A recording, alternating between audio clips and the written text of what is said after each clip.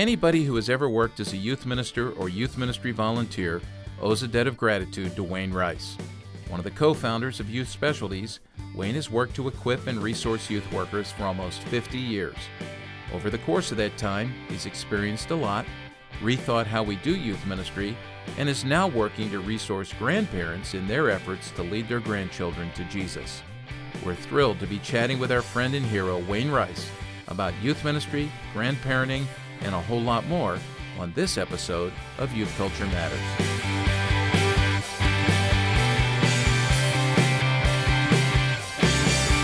From the Center for Parent-Youth Understanding, this is Youth Culture Matters. If you're a parent, youth worker, educator, counselor, grandparent, or anyone else who cares about kids, we're glad you've joined us for this practical, informative, and hope-filled podcast. This is a place where together we talk and think Christianly about the rapidly changing world of today's children, teens, and young adults.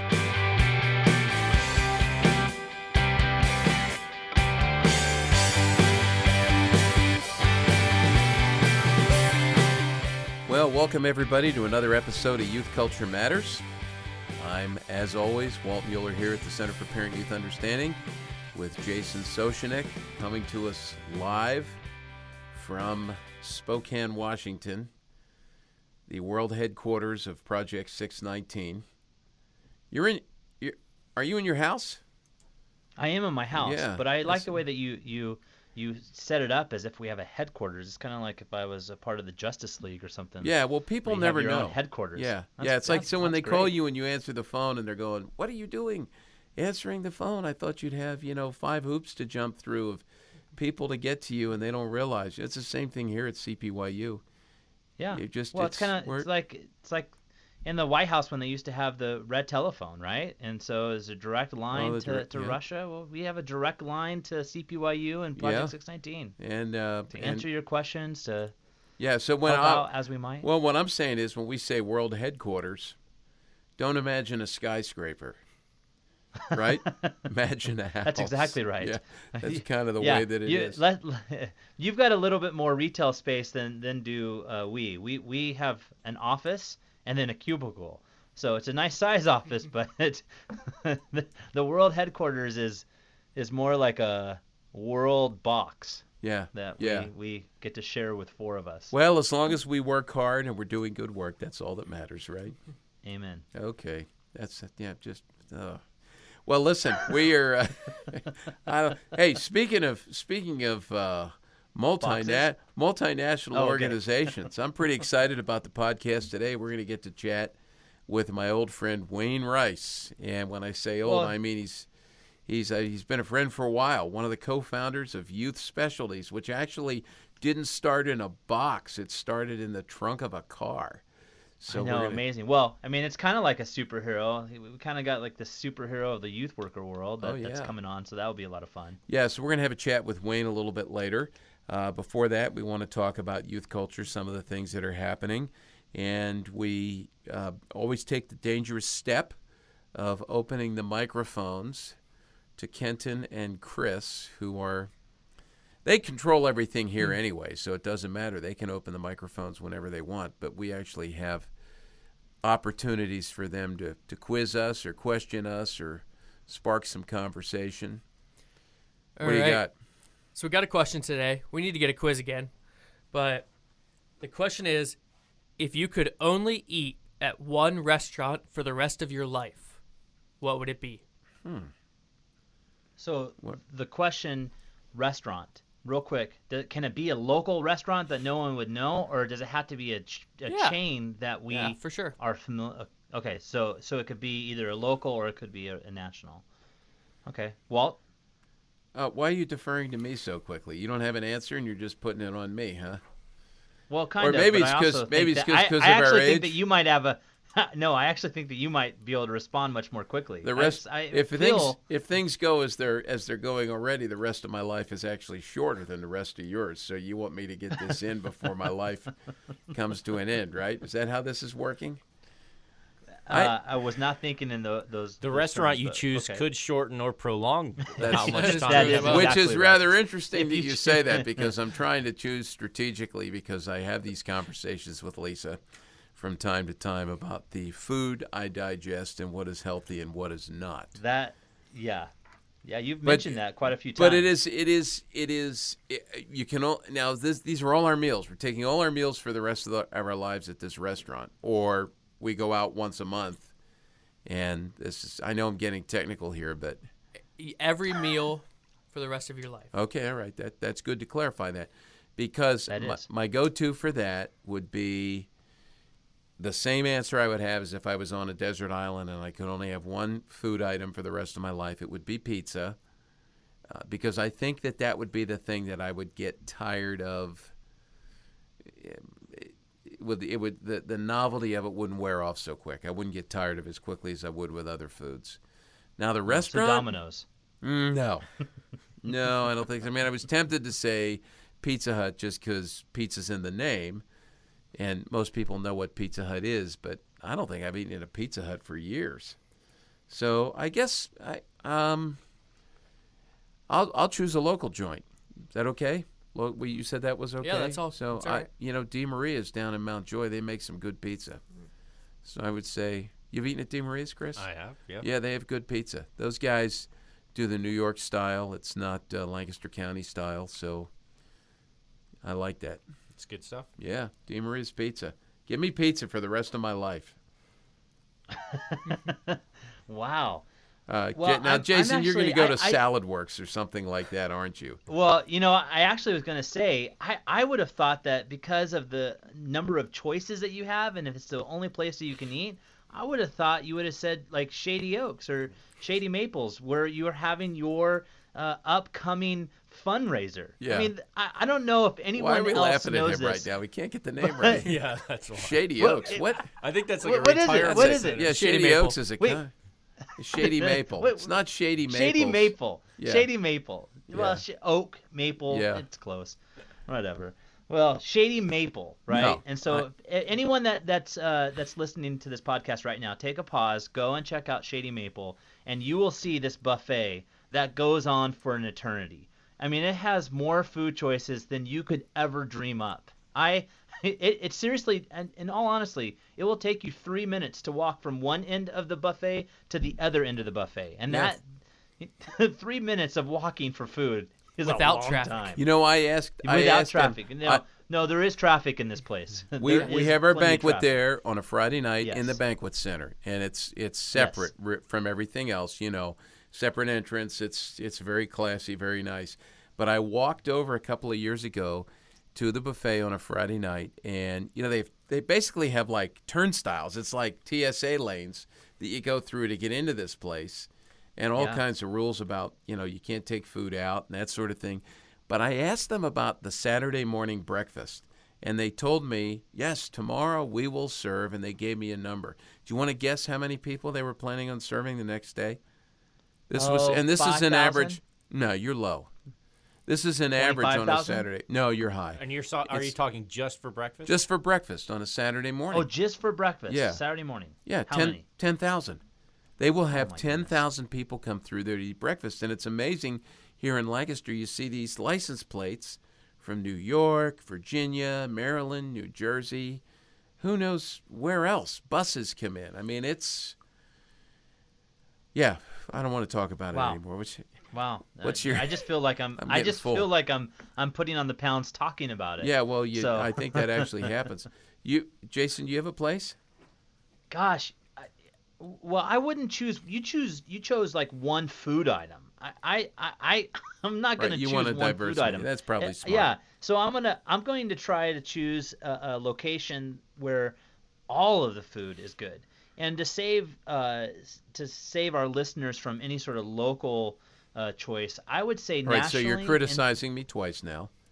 No. I'm not You have to- criticizing. I'm You're just criticizing my choice.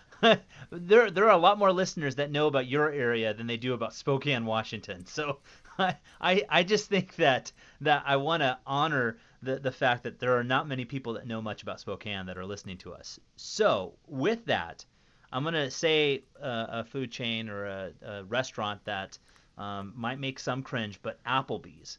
I think Applebee's has done a great job over the last few years of reshaping its menu. Its menu as it stands has a lot of really good choices. I don't think over time I'd get really sick of it, but I think that I could live off of it for a little while. There's salads, there's burgers, there's good healthy sandwiches. So I'm gonna say Applebee's. That's a good choice. If you guys ask the question again, I might come up with something else.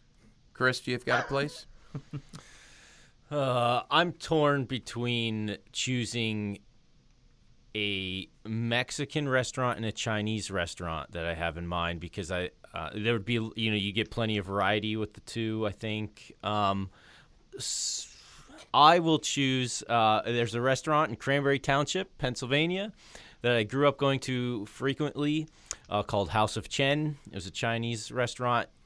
Since I moved away, they remodeled it, they redid it, they've changed the menu, so it's not the same restaurant as that I recall. So my choice would be, House of Chen 20 years ago rather than what it looks like today. But a Chinese restaurant, House of Chen. That's admirable. There's lots of choices. That's admirable. They have the best General Tso's I've ever had. Mm-hmm. I also think they had the best lo mein that I've ever had. So, lots of good choices. Were we supposed to get into actually reciting the menu here? I don't know. You and Chris have gone. That wasn't part of the straight to question. the highlight. It was Now 20 I'm years afraid ago, we've but said I remember the precedent. menu well. I can't wait to hear what Kenton says. He's got this goofy grin on his face. Well, that's there all the time, right? That's true. Yeah, what? I mean, for me, Jason stole mine early, but I was going to go Shady Maple for the wide variety, and plus I don't have to eat it all as much as possible all the time.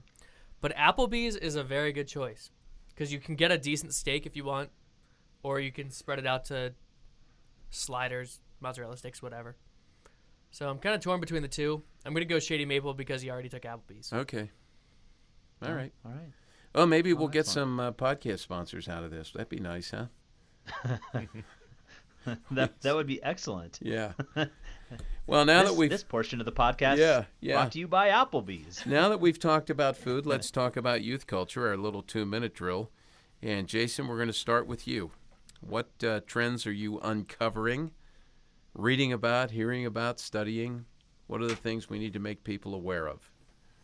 Most definitely. I'll start with just an app that I recently came across called Yellow. Have you heard about this app, Walt? Yes, I have, but tell us more. Yeah. Well, if I had said yes, would we have moved on to the next trend?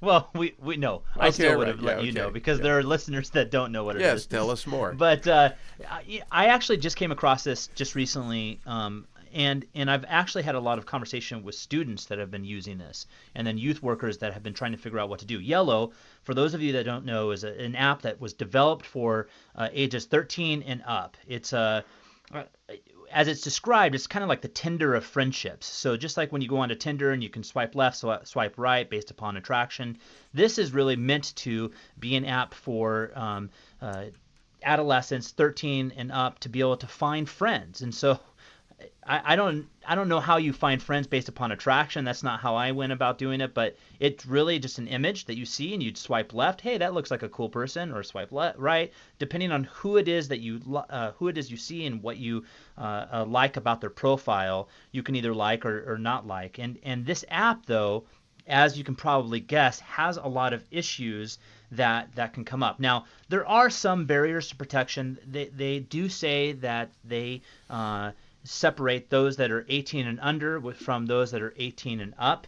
However, as we both know, you can lie about your age on an app like this. And so there's still a lot of danger when it comes to this app. And that's why we want to share it, because we want for parents, we want for youth workers to know what it's about. We recommend just even checking out what the app is about, because there are probably youth that are in your youth ministry, or you might have a son or daughter that is using this, so that you can become aware. According to the website for the app, it's created to help children who have trouble making friends.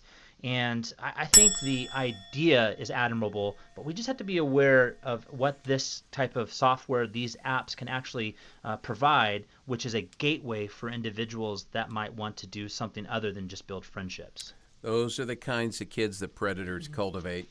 go after and groom. So we really need to be careful about that. Kids who are especially vulnerable to that would be drawn to something like this. Well, let me talk about one of the dangers associated with e-cigarettes. Maybe you've seen this, maybe you've heard this in the last month and a half. There's been a lot of talk about a new practice for that people who are involved with e-cigarettes are indulging in. It's called dripping. So you have these electronic cigarettes which have these battery-operated heating coils that are called atomizers. They turn liquids, often flavored, sometimes with nicotine in them. It turns them into vapor, and then you smoke this. You've seen people doing vaping. Well, the journal Pediatrics, and remember what pediatrics is about. It's about medical issues with children. The journal Pediatrics is now warning physicians to warn parents about the number of kids who are doing what's called dripping.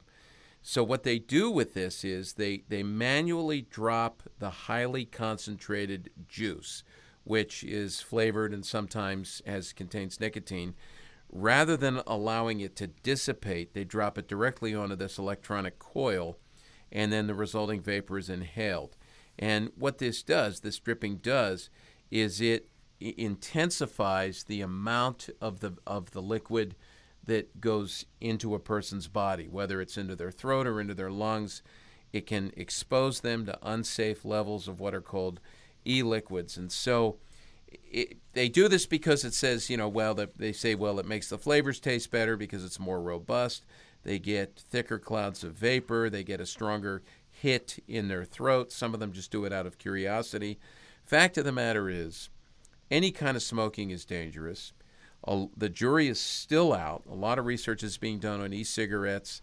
There's no reason to believe that they're safe and harmless, as many would say that they are, and especially when you get involved with liquids that contain nicotine, and with this dripping, I'm sure there's going to be health issues that come from it. So, again, parents, another issue to warn your kids about. Well, when thinking about conversations around sex education, we do a lot of work, Project 619, in the classroom. And what we've seen a lot of educators and even counselors start to ask questions about is, do we bring up the topic of love? So much of sex ed really deals with the biology, the body, the anatomy, the function. But there is a growing trend, and we've known this for quite a long time, and that's why within the work that we do with our Life Up Close presentation, we actually go far beyond just the idea of sex and actually go into the personhood of an individual, how they live, life mapping, and media discernment. These are all things that are actually really important as they're trying to make a decision about when and where they're going to engage in sex. And one of those topics is love. And love is such a needed topic for teens to be able to discuss. And in the well over a decade it's been since I started teaching in the schools, I've seen the need to have really good conversations around love and healthy relationships. And the question that I sometimes get from educators and even counselors, is this a place that we need to be doing it? And my simple answer is yes. We need to be having these conversations. We need to have good sex education that's not just dealing with the anatomy. Those are great things, but sex ed, good sex ed, deals not just with the physical, but mind, body, soul, spirit, emotional, social, financial. And if you're in the church, when you're having your sex talks, they need to go far beyond the physical. We see this in Scripture. And so love should be a part of this dynamic and a part of this conversation. And that's why when we're diving into these topics, we've got to be able to find conversations that point to what is good ways to love, and separate that from bad ways, or really look at God's way of loving others if you're in the church, and the ways in which Hollywood might promote love. Separating those two can be really beneficial, I think, for youth, especially as they're starting to navigate the questions and the world in which they live when it comes to sex and sexuality. Hey, one of the ways to do that is to have kids deconstruct in the media bad definitions of love, point them out and get them to be able to identify those. Jason, I want to talk about teenagers and driving. We've talked about this before, and one of the things that we say here at CPYU all the time is that we need to teach our kids that driving, like everything else in life, is something that needs to be done under the lordship of Jesus Christ. Because we're followers of Jesus, we drive, yet we drive in different ways. Our faith should inform our driving. We drive as an act of worship. AAA, the American Automobile Association, has come out with a study that's identified the top 3 deadly teenage driving mistakes, and this serves as a warning. And you may not find this surprising at all, but here they are in order. Number 1 is speeding. You know, we know that kids will take risks. You get the chance to drive, and you're going to test and see how fast the car can go. The second mistake, deadly mistake, is distractions. So this would be more than one person in the car. When you have someone else in the car with you, that creates distractions. Turning the radio up loud is an issue, and of course cell phones as well, texting or trying to engage with the phone while you're driving. And then the third deadly habit, teenage driving mistake, is poor visual scanning. That's the way 3A's describes it, poor visual scanning. And this is running our eyes across the entire road, scanning it for risks and hazards, to see if something's in the road. And when we get tunnel vision, we tend not to pay attention to what's happening on the road, and that can actually be deadly. We run into something, hit something, and have problems because we're not recognizing the hazards. All that to say, parents, be aware, youth workers, be aware that we need to teach our kids to drive to the glory of God, and part of that is to help them see what the mistakes are that others have made that are incredibly costly, especially in terms of lives, and point your kids to driving to the glory of God. Well, I'm glad that you brought up the AAA study, because my next topic really has to deal exactly with that, with regards to tools that parents can use when they have a teen driver. And I came across 6 types of technology, and I'll go through a few of them, highlight a few of them real quickly here. But there is technology, I should say, available for teen drivers, especially as a parent. And there are those that are in the vehicle, and then there are also those that are apps. But with the world in which teens live, and even for us, there are a number of distractions, as the report you just mentioned point out. And the reality is, it's not just teen drivers anymore, it's all drivers that are highly distracted because of the smartphone, because of the things that we get, texts, emails. We're highly distracted. And so it leads to some of these other causes, I think. And so having technology that actually limits our use of technology can be really good. In the vehicle, there are a couple of different gadgets. One is OnStar Family Link. It's something that you can get if you have an OnStar plan or an OnStar tool inside your car. Only certain cars have that. And if they don't, there are also a couple of other ways. There's a thing called Moto Safety, and then Groove, which honestly was one of my favorites as I was doing some research around this. It's fairly cost effective, and it's really one that helps deal with the content that's happening in the car, and also prevent all incoming texts, calls, and notifications while the teen is driving. I know this doesn't necessarily work for everyone. I know that there are other ways that you can limit this, pulling over, etc. But this tended to be the least expensive, and that was $5 or $10 a month. But one of the things I found was EverDrive. It's an app, and it's a participation tool that both parents and teens could actually do, and it almost creates this game between who is driving least distracted, and it rewards you based upon who is deciding to stop texts from coming in, who is not engaging in any sort of phone messages as things are happening while you're on the road. And so it's a free app. It's something that both teens and adults can use. But there are also some other apps, which real quickly, AT&T, Verizon has some, and then also one called Cell Control. Each of those costs money, and I just think being aware of some of the technology that allows for us to be able to drive safely can be really good, both for teens but also for parents. Yeah. All right, I want to end this segment about youth culture by talking a little bit about the rate of cultural change, how it's happening at faster and faster rates. I think the best way for me to do this is to put Kenton on the spot.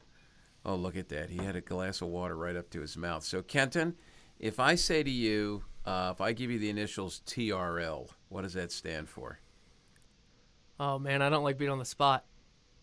Do you know right off the top of your head? If I say TRL, he's thinking. No? I don't think so. Okay, all right. Well, that's all right, because you're in good company, which is everybody else from your generation, because the React YouTube channel, which they make these videos of people watching things and reacting to them in real time. It's quite entertaining. They asked a bunch of teenagers to identify various MTV television shows from just beyond the year 2000. Okay, now you know, don't you? Yeah, because I watched this video like 2 weeks ago. You did watch it. Okay, so you got to see this, so you know how it works. So TRL stands for, do you remember now? Oh, he still can't remember. Chris, do you remember? Total Request Live. That's it. Total Request Yes. Live. Who was with Carson the and Daly. who was the host? I just said it. Carson Daly. Oh, Carson Daly. Right? That's right. Yeah. Now he's on. What is he on? The Today Show. The Voice. The Voice. Yeah. So he's on a variety. He's an old guy now, right? So Carson Daly used to host that. TRL Total Request Live. Kids didn't know what that show was, nor did they know what most of the other TV shows were that were on MTV during that time. In fact, one person said MTV had television shows. So again, you just begin to see just the things that were part of our childhood growing up, or even our adulthood as parents, that were part of our kids' world. Stuff is happening at such an increased rate of speed, and the change is happening exponentially. It's just happening so fast that it's easy to fall out of touch with what's happening in youth culture. So if we're out of touch, we can't respond biblically, and so. Again, just to show you that things are happening fast, parents, your responsibility, your youth workers, your responsibility now is to stay in touch. So work to understand what your kids are listening to, what they're reading, what they're watching, and look for opportunities to converse with them in ways that will teach them to think critically and Christianly about all of these things. Know where your kids are spending time and what's shaping them. Well, that said, we're going to take a break here. When we come back, we're going to have a great conversation with our friend Wayne Rice. Stick with us.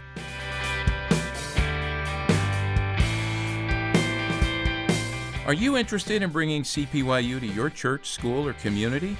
A big part of our ministry is the on-site seminars we conduct in dozens of settings every year. CPYU seminars are designed to encourage and educate your audience on a variety of youth culture issues. Every seminar is designed to be informative, practical, and hope-filled. If you want to learn more about our CPYU seminars, available speakers, and the many seminar topics and options in our growing seminar lineup, go to our CPYU homepage at cpyu.org. Click on the seminar option on the menu bar at the top of the page, and you can learn more about how to schedule a CPYU speaker and seminar for your parents, youth workers, and educators.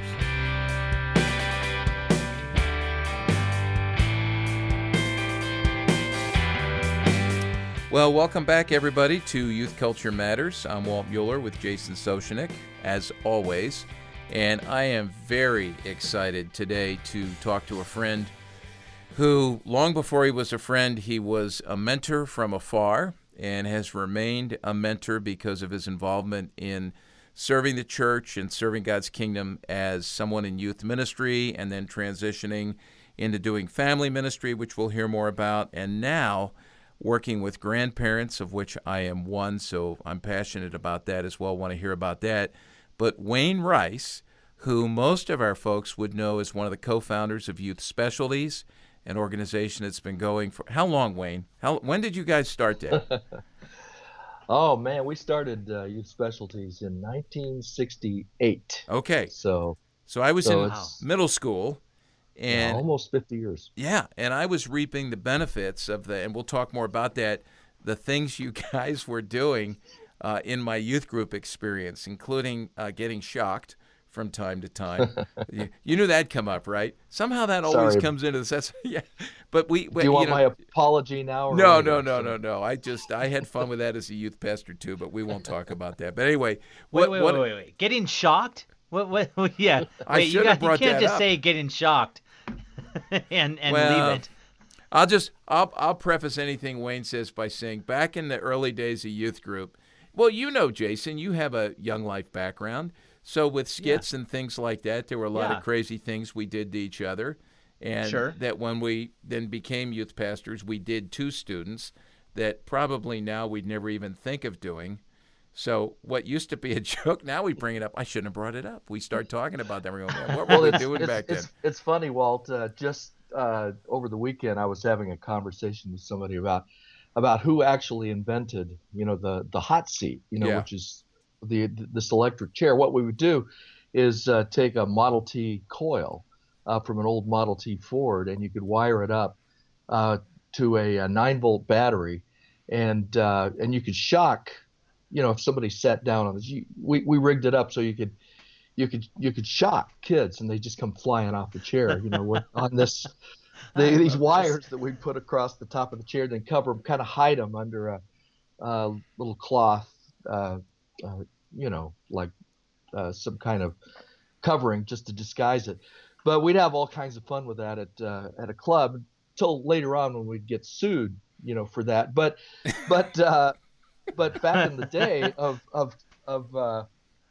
early youth ministry and campus life clubs and all of that kind of stuff went over really big with the kids. It was considered a practical joke. But it's funny, we were just trying to figure out who actually invented that thing, and we traced it to a guy who just recently passed away, who was like the first youth guy in San Diego back in the late 50s, early 60s. So his name was Pastor Vaughn. So you had not heard of that, Jason? See, I've never no. I was in youth ministry in the 90s and then early 2000s, and by that point you were too scared of getting sued or having a parent get so upset that it was a felony by then. Yeah, yeah.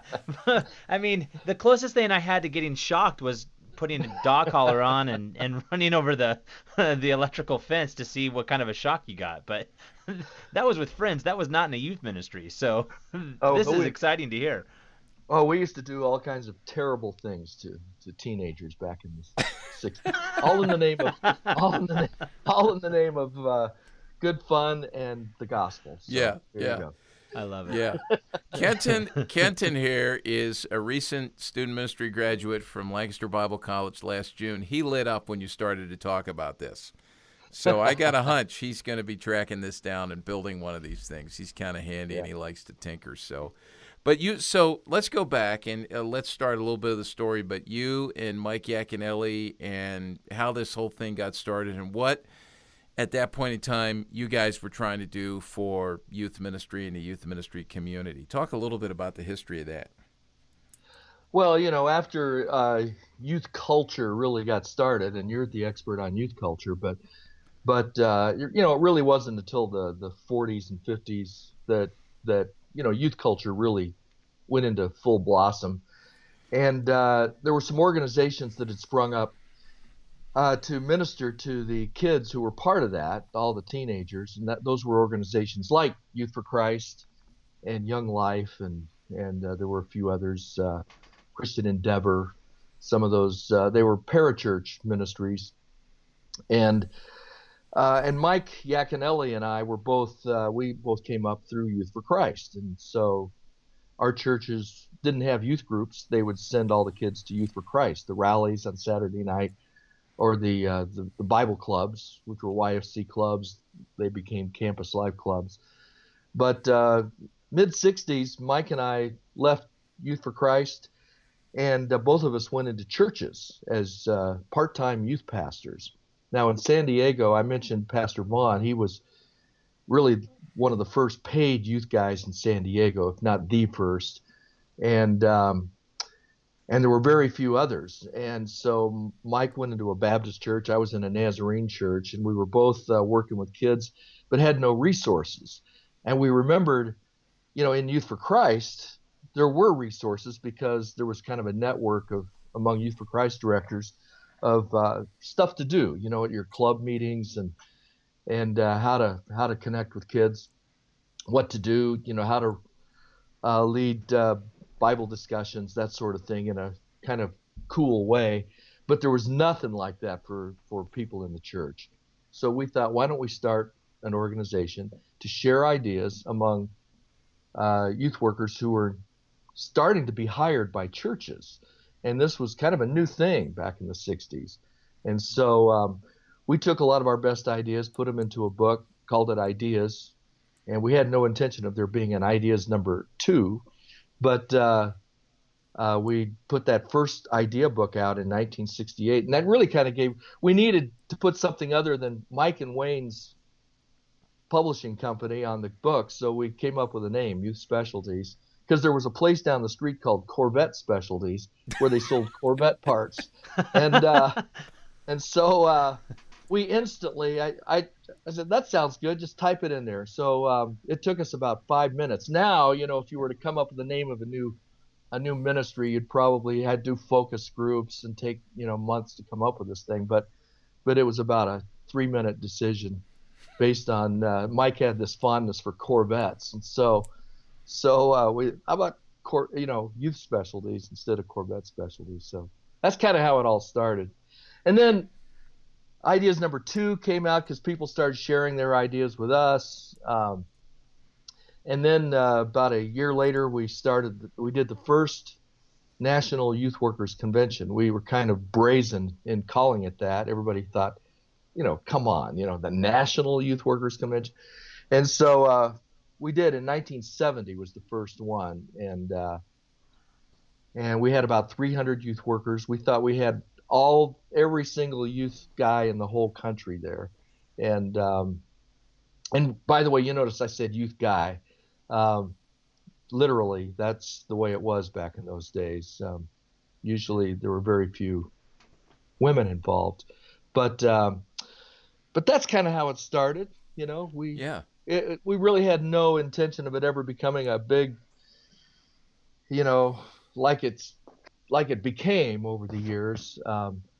But we ended up, one thing led to another, and we just sort of followed God's leading in that, and eventually gave up our jobs at the church so that we could run Youth Specialties full time in the 70s. And just speaking so many good things into the lives of people like me. I mean, I think about secondhand in the sense that my youth workers when I was in middle school and high school were tapping into these things early on, and then I get out of youth group, I go to college, graduate, become a youth pastor, and the way that you guys resourced us when no one else was doing that in that way, it was amazing.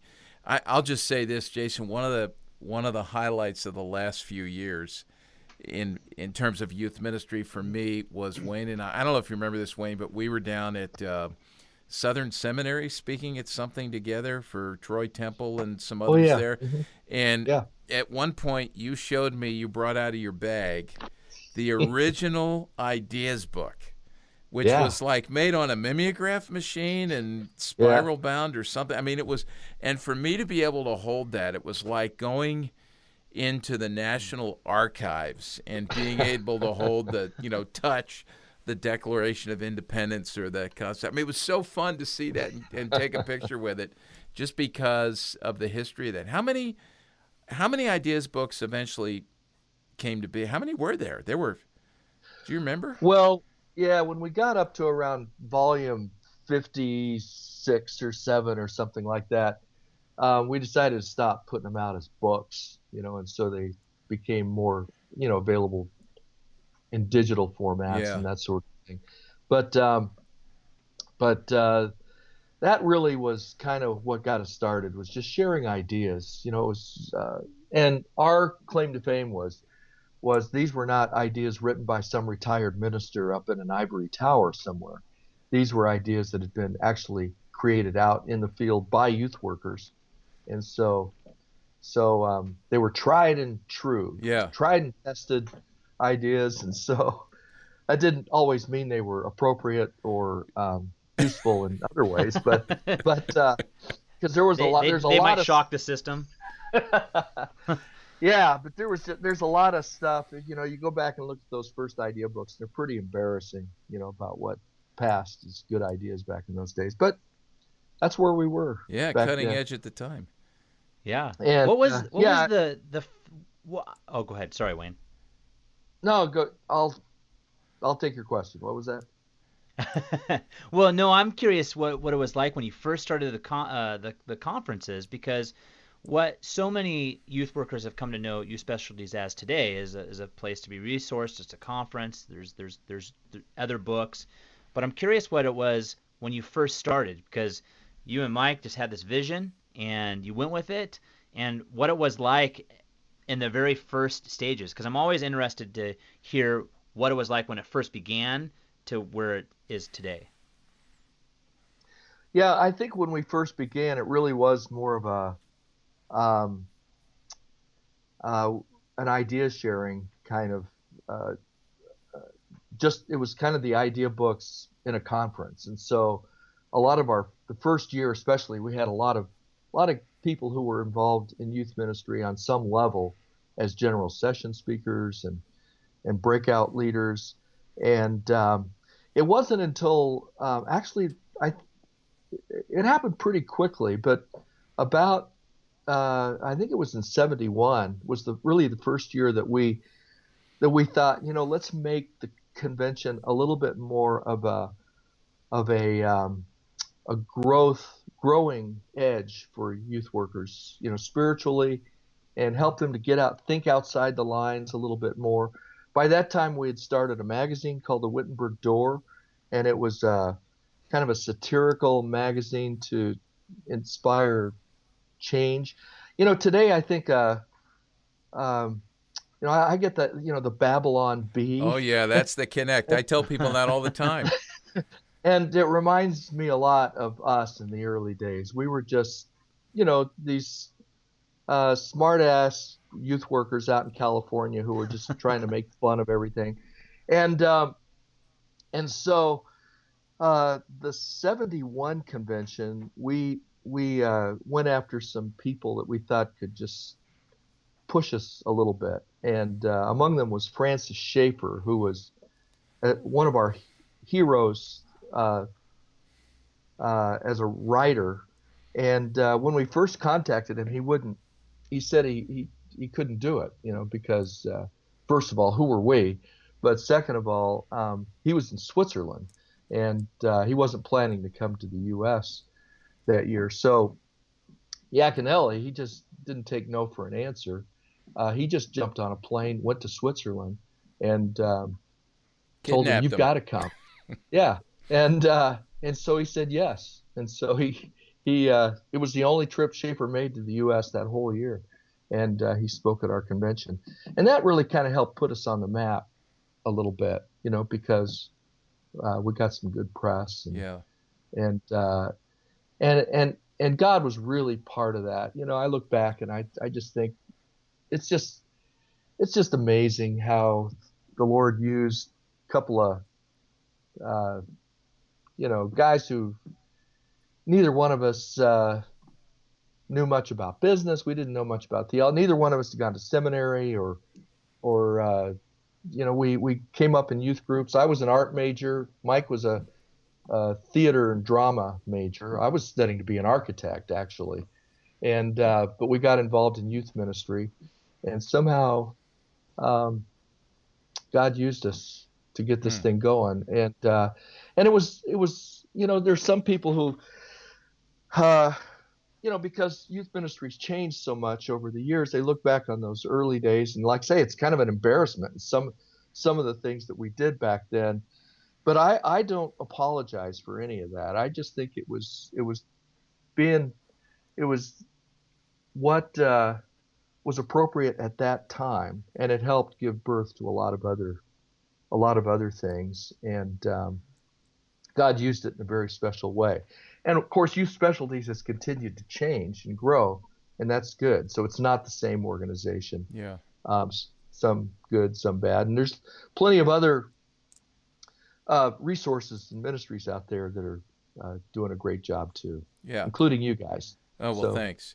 And now let me, because I do want to talk further about some of the changes that have morphed in you in terms of how you've thought about ministry, which I think are significant and valuable to all of us. I really believe, when you say 50 years, there's wisdom that comes out of that. So I want to talk about that. But before we do that, I want to ask about this other life of yours that, which to me was a secret for a long time, till our mutual friends like Mark Penner and Duffy Robbins and Rich Van Pelt and Chap Clark, they start peeling back the curtain, and they're telling me about that there's this other life for this guy who I've seen at Youth Specialties conventions stand on the stage and lead worship with a banjo.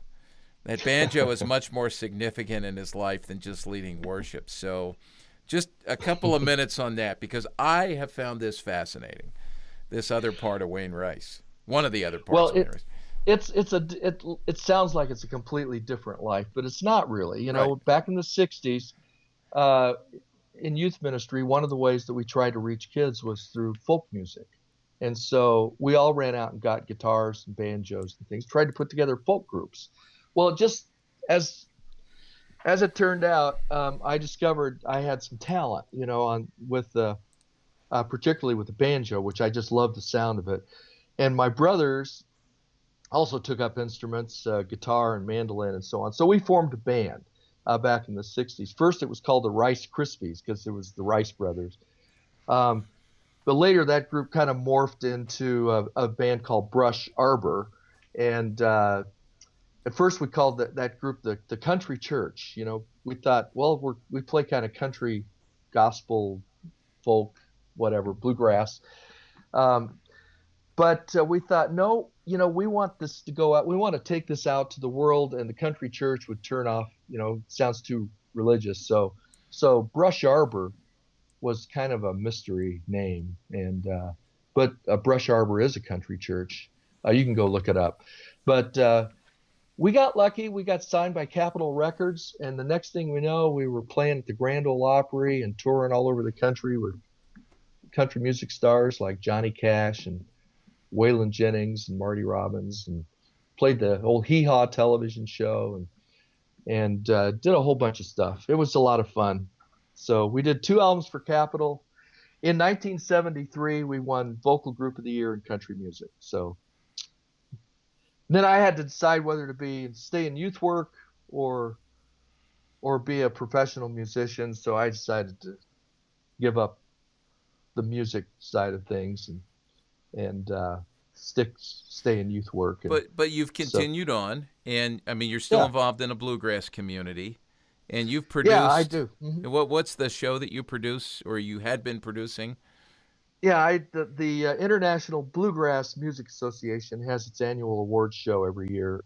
Used to be in Nashville, now it's Raleigh, North Carolina, which is a real hotbed of bluegrass music there. Last year, 160,000 people came to the bluegrass weekend that we do there. But for 7 years, I produced the awards show, and I still have a radio show that I do in San Diego called the Bluegrass Special. So, yeah, it's a little passion of mine. I love bluegrass music, and I still got my banjo. It's right behind me, so I pick it up and play almost every day. Yeah. Awesome. Well, we're going to include some, we didn't ask your permission for this. Doesn't matter. It's on YouTube, so we can do it. We're going to put some YouTube videos up with this podcast, which are great. I love watching these things.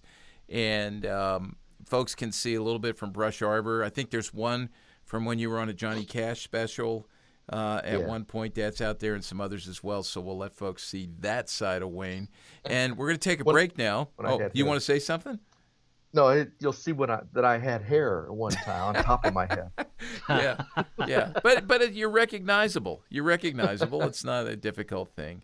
So we'll put those up. Now, listen, we're going to take a break. When we come back, we want to talk to you a little bit about your shift in understanding of ministry and a movement towards family ministry, and now what you're doing with grandparents. So we're talking to Wayne Rice, and we'll be back after this break. In an effort to help you help the kids you know and love navigate their emerging sexuality to the glory of God, we've launched a sexual integrity initiative here at CPYU.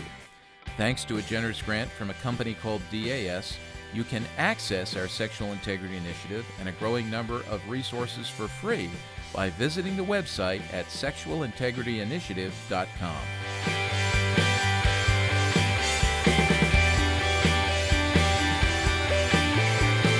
Well, welcome back, everybody, to Youth Culture Matters. We're having a great conversation with our friend Wayne Rice, one of the co-founders of Youth Specialities, and he's got his hands in a lot of other things right now that we're going to hear about in just a little bit. But before we do that, Wayne, we do a thing called Take 5, where either Jason or I will fire 5 questions. I have no clue what they are. Jason has them right now for you, but you need to answer. This is a way for us to get to know you and people who are listening to hear a little bit about you, so I take no responsibility for anything that Jason may ask. Jason. Okay. Yeah. I like I'm how just you saying, always preface hey, because preface Wayne's my questions. Well, that's because Wayne's my friend, and I don't want him getting mad at me because of what you asked him. Okay. Well, Walt, just so you know, Walt asked me to ask each of these questions, so you can blame him. No, I'm only joking, Okay. kind of. So okay, here we have Joking, 5 kind of. questions. The first one is, what is one thing that you do? And I know that we already talked about the banjo, but what is one thing you do that people who know you might be surprised by? So something beyond the banjo. I know that that was a surprise to Walt, but yeah, what is one thing you do that might surprise people that have known you for a little while? Gosh, most people who know me pretty much know everything that I do. Well, let's see. I am a avid reader and rereader of Henry Nouwen, so that may not be something that That's everybody great. knows. A few people do, but Henry's a constant inspiration to me. And that's Dallas. That's great. Do you have a favorite Nouwen book that you go to that you're like, oh, if I Probably. have to choose one? Yeah, probably The Life of the Beloved, if not The Return of the Prodigal. But so all his Cool. books are so good. yeah. Yeah. But Henry Okay. constantly gets me recentered. Well, this next question might not apply, but we'll try it anyways. If you had to choose only one sports team to cheer on, only one, out of any sport, out of any, they could even not exist anymore, but if you only had to choose one sports team that you could cheer on for the rest of your life, who would it be? Oh no, because that would have been the ex San Diego Chargers. I knew it, but, Jason. I knew you'd open that wound. Yeah, but When you started to ask that question, But I knew it. I prefaced it by saying it can be a team that no longer exists. That So even the that San even Diego Chargers scratched would deep, fit that into scratched deeper. well, Oh. yeah, and let me say it would probably be the San Diego Chargers when Dan Fouts was the quarterback, Kellen Winslow was the tight end, Yeah. John Jefferson was the Chuck Muncie, Oh yeah. great team in the late Wow. 70s or 80s. So that Yeah. team, I'll see them in heaven someday. I'll be cheering. That's great. San Diego Chargers it is. All right. Okay, so here's a question that Walt and I pass around to our friends. And so since you've known Walt for some time, I'm curious, which celebrity does Walt look like? Oh, here we go. Oh man, a celebrity that Yeah. Walt. This So if you was need to, our listeners don't know this, but you can see Walt. So drink it in, take a good look at that face, and tell me what celebrity might he most look like? Okay, Mr. Magoo. Oh, I am. Podcast over. You would pick a co-founder of Youth Specialties to ask that question to. Hey, There's nothing reverent that's going to come out of that. You just know you really set me up on that one. He was the perfect person. Move on to the Thank you, next Wayne. question now, please. Okay, so I'm going from a little bit of the joking to more of a I think he was big serious. question. But who shaped you and your faith the most? Who shaped me the most in my own faith would probably, gosh, Mr. Magoo. yeah, immediately, I look back and at my parents, who were very instrumental in that. I grew up in a Christian home, and my mom and dad were just exemplary parents in the sense that they taught us all about Jesus, and even though I think even growing up in that kind of a home, you have time, a kind of a pulling away from that as a teenager, or I mean, wasn't until I kind of got back into Youth for Christ, I think that I really owned it for myself. But I look back and I'm really grateful for my parents. And after that, I would say, one person that's had a big influence on me over the years, because I've known him for at least 40 years, is Tony Campolo. And Tony's a dear friend. And first met him about 1975, I think it was. And we've had lots and lots of conversations, had a chance to travel with him. And I look back, there's hardly a day goes by that I don't think of kind of like, what would Tony say about this? Or, but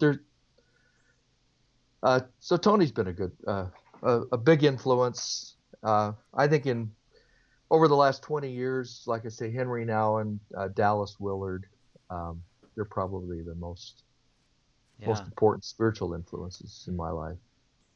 I often say isn't it... Tony was the one when I was in college who came and spoke at the Jubilee Conference several times about the kingdom of God. This was in the late 70s. And I learned so much about the kingdom of God and became passionate about that, I hope. Or my passion increased, I should say, through his passion on that subject. So, yeah. Wow. It's great having friends like that. I just have to say that when you have individuals that are in your life that can speak those sort of truths and can also just be a voice in your head, it's a gift. So that's really cool. One more question. And we have a legend on the podcast. With you being here, I thought, man, I cannot have you get off this podcast without asking, what are 3 books every youth pastor should have on their shelves? That's a good question. And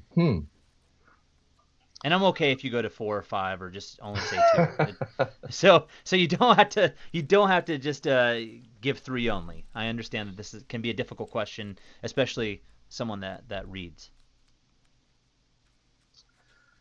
Yeah, that's I'd have to probably, if I walked over to my bookcase, I could answer this a little better, because I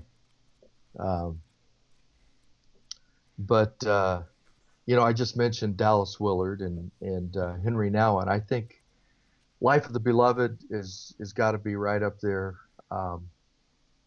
because it's really about ministry in so many ways. It's about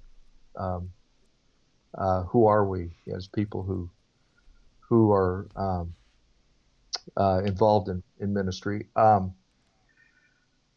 The Divine Conspiracy, Dallas Willard's work. I know that can sometimes get a little dense, for some youth workers who aren't used to reading someone like Dallas, but it's worth the effort. And he's written a lot of others as well, but I read and reread Dallas. In youth ministry, some of the books that I think are significant and still significant. Hot Talks. No. That always comes up when I'm with Duffy. We joke about that all the time. Go ahead. I'm sorry to interrupt your train of thought there. I couldn't resist. No, and some of the books that I can't always remember the titles. One of the problems with getting older is your memory kind of goes. But books like Patricia Hirsch's A Tribe Apart. Oh yeah. Mark DeVries' family-based youth ministry, I think was a groundbreaking work when it came out. So those are some that just come to mind. That's great. Good. Thanks for doing that. Dallas will. Yeah, that's incredible. That's such a great list. And man, Dallas Willard's book rocked my world when I was much younger, and I come back and I read that often. Divine Conspiracy. If you've not read it, our listeners, if you've not read it, please do. It's a phenomenal book. I'm so glad that you mentioned Well, it. here's springing off of that. Here's a challenge I want to issue, because Wayne just said, man, that's one of the challenges of getting older. You don't remember titles, but one of the beauties of getting older is the accumulated wisdom. So for those youth workers who are younger to be able to tap into this, when someone like Wayne makes a recommendation about a book, get the book and read the book. There's a reason why the recommendation is made, and so do that. So good. Thanks for doing that, Wayne, being a good sport. Hey, talking about books, all right, so let's shift here. I want to talk about a book that you wrote that came out in 2010, published by University Press, titled Reinventing Youth Ministry Again. And the subtitle is From Bells and Whistles to Flesh and Blood. And it's very autobiographical, just about your own journey. Talk a little bit about why you wrote this and what the message was you were trying to get across. Well, the reason for writing it is several people kind of asked me to write a little bit like a memoir, just of some of the early days of Youth Specialties and how we got started and all of that. And I really didn't feel like I wanted to do, who would read that, but I thought, well, maybe I could kind of incorporate some of that into a book that kind of shows how I've progressed, in terms of what I think about youth work and where I was speaking somewhere and somebody introduced me as one of the, inventors of youth ministry. And it was embarrassing for one thing, but I thought, I didn't invent youth ministry, but if I had invented youth ministry, would I be proud of that? It just got me thinking about, I didn't invent it, but some people say Youth Specialties helped kind of reinvent it. Well, what if we were to do it all over again? If we were to start YS today, how would it be different? So I kind of took that as a jumping off place. What would youth ministry look like today if we were creating it from scratch? Just sort of coming up with the new idea books, and assuming that there wasn't a lot out there. So that's kind of what got me into writing that book. Was I just wanted to say this is how we used to think, this is how I think it is today, and what we would do differently. And so a lot of that, of course, has to do with the way we view adolescence, the way we view the family as part of what we're doing, the way we view the church. For example, when we started youth ministry, one of our goals was to provide a program for the kids that was not part of the church. So we started setting up youth groups, and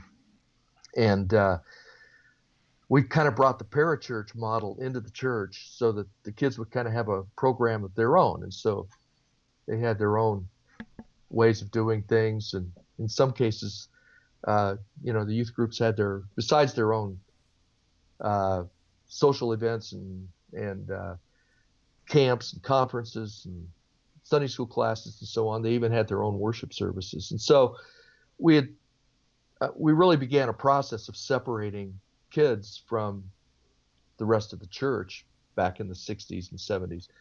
And that really, I think, when you look around then in the 80s and 90s and today, you see that's pretty common, that a lot of youth ministries are basically programs that are pretty autonomous apart from the church body. So I think if we were starting youth ministry all over again, we would do it differently and find a way to work with students in the context of the whole church, not separate from it. And that's just one of the number of things that I talk about in that book. It's what led me to eventually take a job at a church. I decided to stop just talking about it and actually try to do it. is I went into a church that was really age segregated and had been for years, and try to change the culture of that church to an intergenerational church. I didn't try to do it by myself. The senior pastor, the executive pastor, the board of elders, they all were in agreement that that's what they wanted to see happen, and they asked me to come on and make it happen. And so for 6 years, I was pastor to generations at College Avenue Baptist, and that's still an ongoing project, but it's very difficult to reverse that model of age segregated church, the silos. So with the long view, you get to see the downside of that, the things we did for years in youth ministry, and now you're issuing, is it fair to say, a corrective, a paradigm shift? Yeah, and I think that's just one of the mistakes that I don't think we ever really intended for that to happen. Right. It's just kind of what naturally did happen. The better we got at youth ministry, the more professional.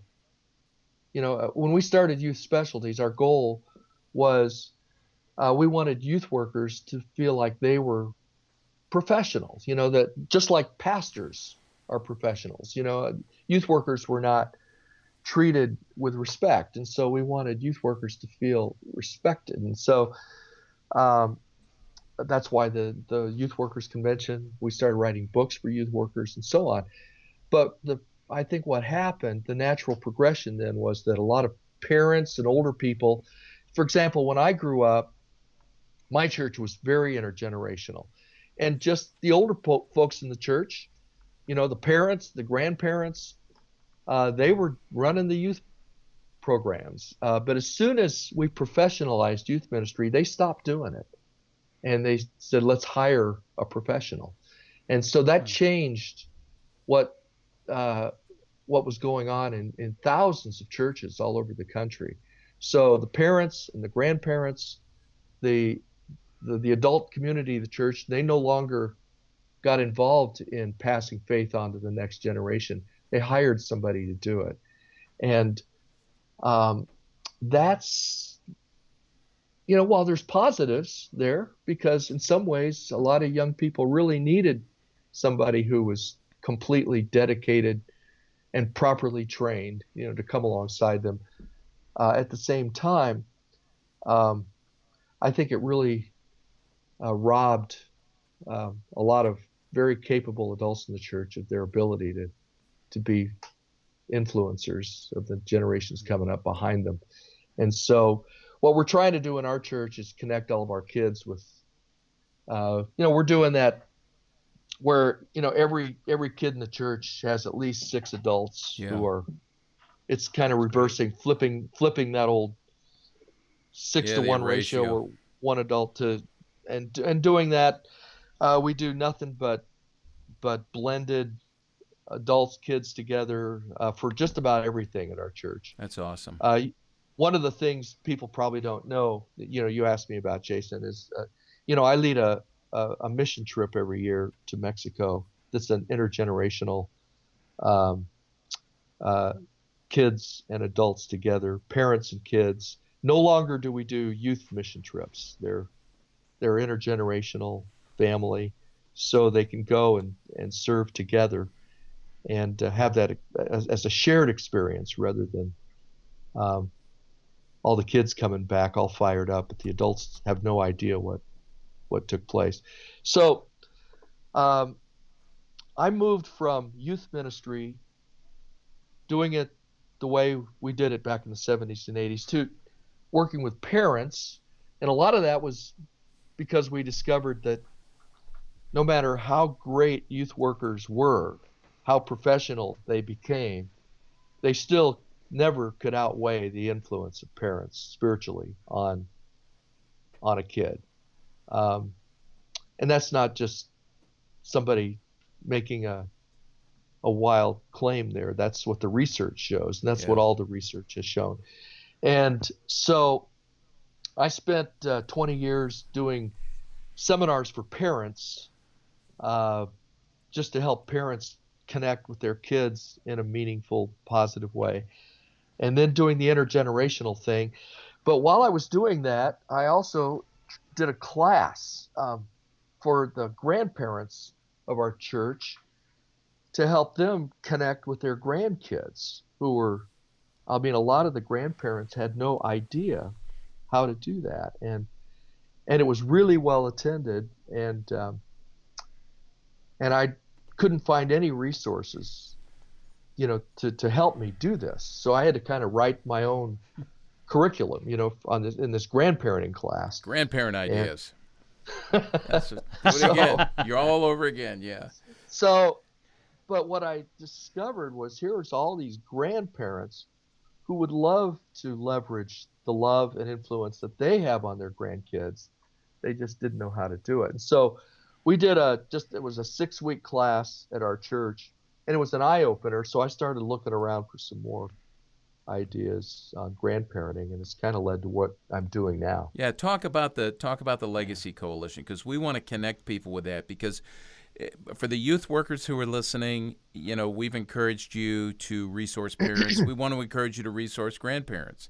And what you're doing with the Legacy Coalition is clearly growing into something that is a good resource for youth workers to tap into, to pass on to grandparents, and then even the parents who are listening to help their own parents grandparent better with their kids. I mean, the culture is so strong and convincing and compelling in the messages that we need more people speaking truth into the lives of kids, the flesh and blood people who God has given them, moms, dads, grandmas, and grandpas. So I want to hear about this.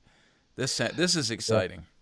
No, thanks, Walt. We talked about Dallas Willard a little while ago, and he is one of my, he's no longer with us, of course. He passed away a few years ago, but he continues to speak through his books and writings and videos and so on. I saw John Ortberg do an interview with Dallas, and I think you can get the video. But in fact, I think it's called The Divine Conspiracy. There's a video series. But John asks Dallas Willard who had the biggest influence on him when he was growing up. It's the question you asked me. Dallas, without flinching, I mean, he just said it was his grandmother, and he started talking about his grandmother, and he said, my grandmother probably never thought of herself as a saint, but she was a saint, and she lived the life that I think we all aspire to want to live. She was a good woman, and listening to that, it really shook me. I was thinking, I'm a grandpa. I've got 5 grandkids, and do my grandkids, will they be able to say that about me someday? I know I've blown it in many ways with my own kids, but we've got these grandkids coming up, and they are so precious to us, and they look up to us as almost godlike in some way. And in fact, what I've been discovering is that sometimes I think for grandkids, their grandparents they listen to even more than they listen to their parents. They feel safer, and they feel even, and the parents are often involved in all kinds of baggage, getting their kid, they want their kids to do well in school and get the good grades and get into a good college. Grandparents, the only thing we care about our grandkids is that they be good people and that they come to love Jesus. And I think there's a lot of grandparents out there who want to know how to do that, but they don't. Deuteronomy 4:9 says, teach these things to your children and to your children's children. And I think a lot of parents think that they're done once they've taught it to their children. But the scripture clearly commands grandparents to think to a 3rd generation and maybe to a 4th or 5th. And So a couple of years ago, I met up with a guy's name is Larry Fowler. Larry is an Awana. Uh, he's been a lifer in Awana, and I used to always kind of make jokes about Awana, and the little uniforms and all that kind of stuff. But but we had an Awana group at our church at College Avenue, and I really admired a lot of those people for what they were doing with those kids as they were studying Scripture and so forth. But somebody said, you need to talk to Larry Fowler. He's trying to get something going to help minister to grandparents. And so I contacted him, and we had lunch. And out of that, we started this new ministry called the Legacy Coalition. And Larry was saying, that there are thousands of books on parenting, Christian books on parenting, but he could only find a total of books ever published on grandparenting. He could find 8, and about 4 of those were out of print. And so it was one of the reasons why I couldn't find any resources on grandparenting. So we thought, well, why don't we start something? Why don't we start a new ministry to help provide encouragement and motivation and tools for grandparents to really be intentional Christian grandparents, be more intentional about passing on faith to their grandkids. And Larry says, to my knowledge, there's never been a national conference on grandparenting. And I'd like to see if we couldn't do one. And I thought, well, I have had some experience putting on national conferences, so why don't we do one? So we're all older people, and so we thought, well, let's not wait for 5 years from now to do this. Let's do it now. Let's do it this year. So in 2016, which was a little over a year after we actually formed the organization, we did the first national conference on grandparenting. And I called up some of my old friends. And so we had speakers right away that were signed on. Everybody thought it was a great idea. So we had Chuck Swindoll and Josh McDowell and John Trent, Gary Chapman, Tim and Darcy Kimmel, lots of great people. Michelle Anthony, Michelle, even though she's not a grandparent, she's very much involved in generational discipleship, which is really what this is all about. And so I called up some of my old James Ward and a lot of people that used to do the YS convention back in the day, and we put on a conference, the Legacy Grandparenting Summit, that took place in November at Stonebriar. Chuck Swindoll and he brought his kids and his grandkids, and they did a whole general session. It was powerful stuff. And so we're planning the second now. Last year we called it the first ever national conference on Christian grandparenting. So we can't use that anymore. So there's been one. So we're doing a second one. But this is so much fun, and I'm learning as I go. And in fact, all of us are. This has never been done before. We've actually published a couple of books already on Christian grandparenting, and it's been very energizing and exciting to me. It's just like starting Youth Specialties back in 1968. It's seeing a need that needs to be filled, and just doing it and letting God lead you step by step. And we've really felt the hand of God in this. It's just it's really kind of miraculous how it all came together, and it's very exciting. So that's what I'm doing right now. This is awesome. And Wayne, I just think it's neat to see, for the guys and the gals who are younger in youth ministry, maybe just starting out, just how God takes you on a journey and the kinds of things that God puts in your path, the opportunities that are there, how to respond to needs. So we appreciate you. I appreciate what you did for me when I was in my own school years, and then as a youth pastor, and what you did for all our volunteers and our students, and what you continue to do now as a granddad. I'm excited about that, to hear more about this. So we're going to include links to everything. I'm on the site right now, legacycoalition.com. I was scrolling down. I'll just read this. I love, in big letters, the gap between what is and what ought to be is enormous. And the fact that you're filling that gap, you've done it for youth workers, now you're doing it for grandparents, it's so admirable, and we're grateful for you and what you do. So we're happy you're on here. Did you want to say something else? Can I say just one other thing, Walt, is, God called me into youth ministry when I was in college. I mean, I was studying to be an architect, but the Lord put on my heart a love for kids, a love for teenagers. And he said, Wayne, this is what I want you to do for the rest of your life. And a lot of people think, well, I'm not working with kids anymore. It's still it's the same call. Yeah. I still feel called to youth ministry. That's why I'm working with grandparents. Grandparents are key to this whole thing. And so it's just that I'm older now, and I can relate a lot better to grandparents than I can to kids. But God puts a call on your life, and He puts you in different. He gives you a vocation, then He gives you an occupation along the way that allows you to be able to do that. Yeah. And the occupation often changes. Yeah. But the calling and to serve Him, it just that never changes. Yeah.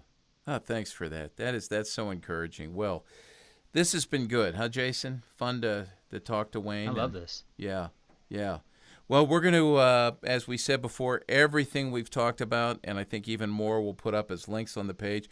This is going to be a long one, guys. You got a lot to put up there because we've had lots of good discussion about lots of things. And we definitely want people, if they're just going to look at one or two of the things that we've talked about here today, go to legacycoalition.com. Check that out. Stay in touch with what's happening with the conference that'll be coming up this year later. And Wayne, thank you. Thank you for your ministry and your willingness to spend a little time with us today. We will be back again on the next episode of Youth Culture Matters, and we look forward to chatting with you then. Thanks for joining us for Youth Culture Matters, a podcast from the Center for Parent-Youth Understanding. If you'd like to learn more about today's youth culture, visit our website at cpyu.org.